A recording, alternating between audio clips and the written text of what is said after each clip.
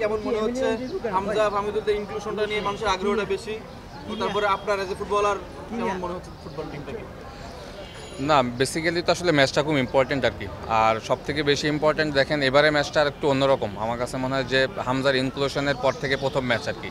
তো ওই জায়গা থেকে আমার কাছে মনে হয় যে আমরা যারা প্লেয়ার রয়েছে, এক্স প্লেয়ার রয়েছে বা সাধারণ যারা দর্শক রয়েছে, বাংলাদেশে যারা ফুটবল প্রেমী রয়েছে, সবার কাছে ম্যাচটা একটু ডিফারেন্ট, বিকজ হামজা এই ম্যাচটা তার বাংলাদেশের জার্সিতে প্রথম খেলতে যাচ্ছে। তো আপনি দেখবেন যে সব কিছুর বাইরে থেকেও কিন্তু আসলে ম্যাচটা আর প্রত্যেকটা জায়গাতেই কিন্তু হামজাকে কেন্দ্র করেই কিন্তু আসলে সব জায়গায় কিন্তু আসলে সবাই আলোচনার কেন্দ্রবিন্দু তাকে ঘিরেই। তো আমি বলবো যে এন্ড অফ দ্য ডে এই ম্যাচটার আসলে ভ্যালুটা তখন থাকবে যখন আমরা আসলে ম্যাচটা জিততে পারবো বা ভালো একটা রেজাল্ট হবে। তখন কিন্তু আসলে আমরা যে এত আলোচনা বা সমালোচনা করছি তখন কিন্তু আমাদের ভিতরে সার্থকতাটা থাকবে। আবার যেটা যদি দেখেন যে একটা লং প্রসেসে কিন্তু আসলে বাংলাদেশ দলটা ট্রেনিং সেশনে গিয়েছে, একটা ভালো প্রিপারেশন নিচ্ছে, যদিও হামজা দলের সাথে নেই, বাট আই হোপ যে আমার কাছে মনে হয় যে এই ম্যাচটা একটু অন্যরকম হতে যাচ্ছে।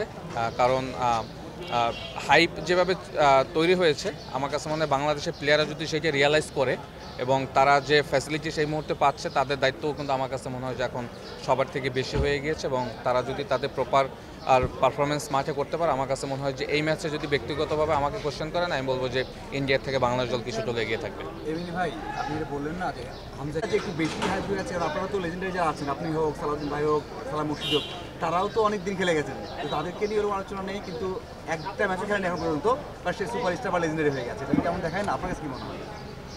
না, ডেফিনেটলি এখন আপনি যে প্যাটার্নে কোশ্চেনটা করছেন, আসলে ওইটার অ্যান্সারটা একটু আমি ডিফারেন্টভাবে দিতে চাই। হামজা ডেফিনেটলি আমার কাছে মনে হয় যে বাংলাদেশ দলের জার্সিতে খেলবে, এটা তার জন্য একটা প্রাইডের ব্যাপার। সো তাকে তো অবশ্যই জাতীয় দলের জার্সিতে তাকে প্রমাণ করতে হবে, দেন আসলে তাকে নিয়ে আমরা কিন্তু পরবর্তী সময় কিন্তু কোশ্চেন তুলতে পারবো সে আসলে জাতীয় দলে হয়ে কীরকম পারফরমেন্স করছে। পারফরমেন্সের আগে আসলে তাকে আপনি যে উচ্চতা নিয়ে যাবেন সেটা আসলে বেশি বাড়াবাড়ি হবে। বাট ক্লাব ফুটবলে যদি বলেন, আমার কাছে মনে হয় হামজা এই মুহূর্তে অবশ্যই বিশ্বের সব থেকে যে টপ লিগ, 1 নম্বর লিগ, সেই ইংলিশ প্রিমিয়ার লিগের প্লেয়ার। তো সেইখান থেকে হামজার অবশ্যই বড় একটা প্রভাব আমাদের দেশের ফুটবলে রয়েছে। বা জাতীয় দলের জার্সিতে তাকে পারফর্ম করেই কিন্তু তাকে হামজা চৌধুরীর যে মূল্যায়নটা সেটা কিন্তু তাকে করতে হবে। তো সেই জায়গা থেকে প্রথম ম্যাচ রয়েছে, আরও কিছু ইন্টারন্যাশনাল ম্যাচ তাকে খেলতে হবে এবং দেশের জার্সিতে তাকে আমার কাছে মনে হয় যে সফলতার জায়গা সেটা তৈরি করতে হবে, দেন হয়তো আমরা তাকে সাকসেসফুল একজন প্লেয়ার বলবো জাতীয় দলের জার্সিতে। তা তো অবশ্যই, প্রস্তুতি ম্যাচ খেললে টিমের কম্বিনেশন হামজা সহ তখন কিন্তু আপনি বুঝতে পারতেন আমাদের ল্যাকিংস কোন জায়গায়, হামজার আসলে রোলটা কী হবে, কারণ হামজাকে কোন পজিশনে খেলবেন সেটা কিন্তু এখনও ফিক্সড হয়নি। অবশ্যই কোচ একটা প্ল্যানিং করেছে, বাট তার সাথে কারা খেলবে সেটা কিন্তু এখনও কনফার্ম হয়নি।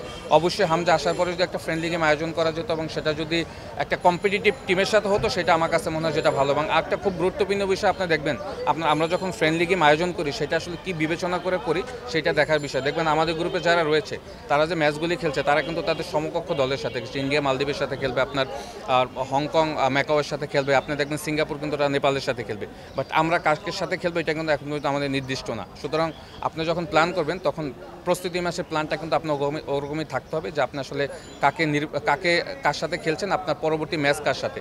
ইন্ডিয়ার সাথে যেহেতু খেলা, ইন্ডিয়ার সেম একটা লেভেলের টিমের সাথে যদি আপনি ফ্রেন্ডলি ম্যাচ আয়োজন করতেন, এটা আমার কাছে মনে হয় আমাদের জন্য ভালো হতো।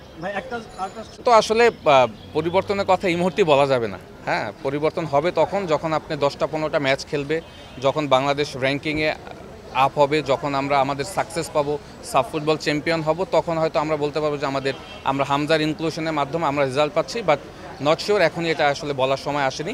কিছু ম্যাচ আছে সামনে, সাব ফুটবল আছে, এশিয়ান কাপ বাছাই পর্বের অনেক ম্যাচ আছে। ম্যাচের পর হয়তো আমরা বিশ্লেষণ করতে পারবো যে হামজা আসলে আমাদের দলের প্রতি কতটা ইম্প্যাক্ট রাখতে পারছে।